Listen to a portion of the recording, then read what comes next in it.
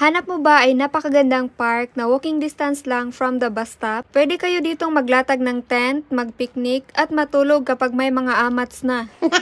Uy, charot lang. Guys, I highly recommended Jordan Valley Park. Dito nga pala kami nakatira dati guys, yung may malaking building na yan, for 6 years. And then nag-move na kami dito sa Hong Kong Island. Napakaganda talaga ng park nito guys, at dito ako palaging nagda-jogging. At dati naman kapag Sunday, ay dito lang ako nagtatambay. 8 AM ako pumunta dito guys, dahil alam ko sa oras na yan ay wala pang tao. Maraming pumunta dito guys na nakasasakyan. Kaya based on my experience, ay kapag late afternoon na ay marami-rami ng tao. Kaya sa mga gustong i-visit ang Jordan Valley Park, agahan ninyo guys at magdala na rin kayo ng tent para makakuha kayo ng magandang spot kung saan ninyo gustong maglatag. Accessible din guys ang kanilang toilet dito at meron na ding free na tubig for drinking. And aside from that, marami ding hiking area dito lang sa malapit. May malawak na playground. Kaya sa mga gustong pumunta dito ay I'm sure na mag-enjoy kayo guys dahil worth it naman ang ganda ng Jordan Valley Park.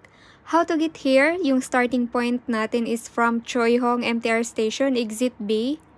Paglabas niyo sa Exit B guys, ay makikita na ninyo ang bus stop. Hanapin ang bus number 27 or 29M. Ang nasakyan ko kahapon guys is 27. 5.6 Hong Kong dollars ang pamasahe at baba kayo guys sa Shunli Fire Station. Around 7 minutes lang guys ang biyahe ng bus at mga 3 stops lang siguro yon at baba na kayo sa Shunli Fire Station. Pagbaba ninyo dito sa Shunli Fire Station guys ay lakad kayo pabalik.